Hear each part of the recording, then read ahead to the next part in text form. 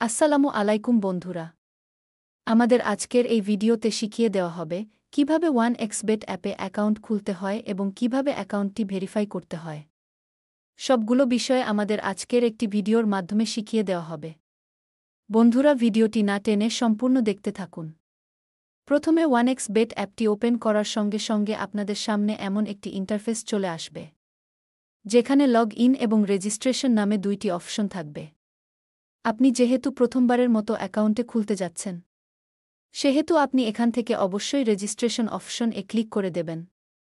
Registration option A click করার পর আমাদের সামনে এমন একটি ইন্টারফেস চলে আসবে। এখান থেকে আমরা অবশ্যই ইন ওয়ান ক্লিক এই অপশনটিতে ক্লিক করে দেব। ইন ওয়ান ক্লিক এ ক্লিক করার পর আপনাদের সামনে এমন একটি ইন্টারফেস চলে আসবে। এইখানে কান্ট্রি বাংলাদেশে থাকবে, কারেন্সি বিডিটি থাকবে, তারপরে এইটা যা আছে তাই থাকবে। নিচে দেখতে পাবেন প্রোমো কোড অপশন আছে। বন্ধুরা, প্রোমো কোডের জায়গা অবশ্যই 1xBet বাংলাদেশের যে অফিসিয়াল প্রোমো কোড আছে সেটা ব্যবহার করতে হবে।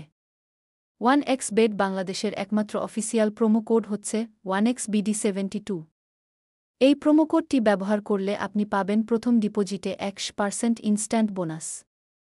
মানে আপনি 500 টাকা ডিপোজিট করলে 500 টাকা বোনাস, 1000 করলে 1000। প্রথম ডিপোজিট যত টাকা করবেন তত টাকা বোনাস পাবেন। এই বোনাস শুধু প্রথম ডিপোজিটেই পাবেন। আরও পাবেন প্রতি বছর আপনার জন্মদিনে 1 থেকে 5,000 টাকার কুপন।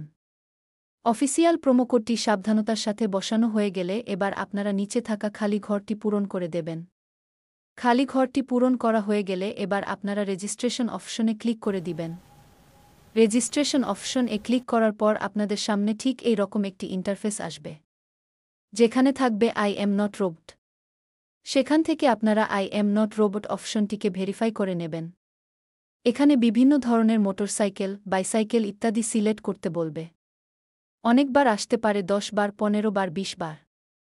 যতবার আসবে ততবার সিলেক্ট করে দিবেন, যে পর্যন্ত ভেরিফাই না হয়। ভেরিফাই করার পর আপনাদের সামনে এমন একটি ইন্টারফেস চলে আসবে, যেখানে লেখা থাকবে ইউজার নেম ও পাসওয়ার্ড।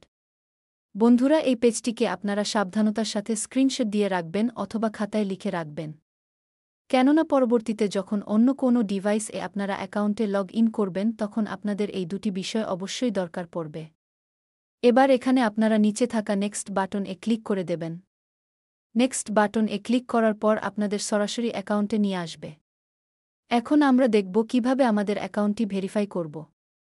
অ্যাকাউন্ট ভেরিফাই করার জন্য আমরা নিচে থাকা মেনু অপশন এ ক্লিক করে দেব। মেনু অপশন এ ক্লিক করার পর আপনাদের সামনে ঠিক এমন একটা ইন্টারফেস চলে আসবে। এখানে আমরা উপরে থাকা পার্সোনাল প্রোফাইলে ক্লিক করে দেব।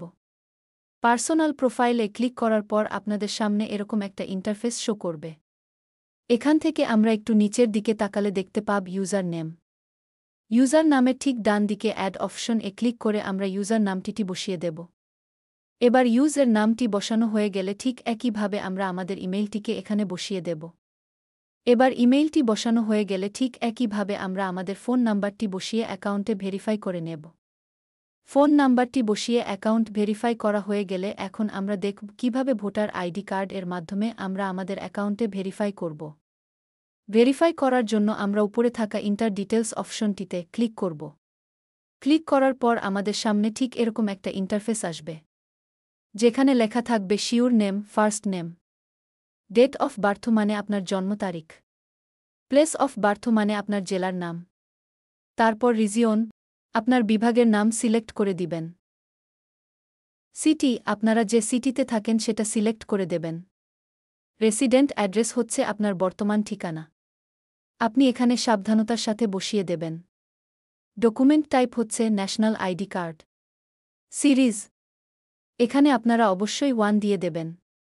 ডকুমেন্ট নাম্বার হচ্ছে আপনার ভোটার আইডি কার্ড এর নাম্বার, যেটা এখানে আপনারা খুবই সাবধানতার সাথে বসিয়ে দেবেন। ডেট অফ ইস্যু হচ্ছে আপনার ভোটার আইডি কার্ডটি প্রদান করার তারিখ, যা আপনার ভোটার আইডি কার্ড এর পেছনে পেয়ে যাবেন। Issue by Bangladesh government. বন্ধুরা, সবকিছু ঠিকঠাক থাকলে আপনারা নিচে থাকা সেভ অপশন এ ক্লিক করে দেবেন। ক্লিক করার পর আপনারা দেখতে পাবেন আপনাদের অ্যাকাউন্টটি ভেরিফাই করা সম্পন্ন হয়ে গেছে।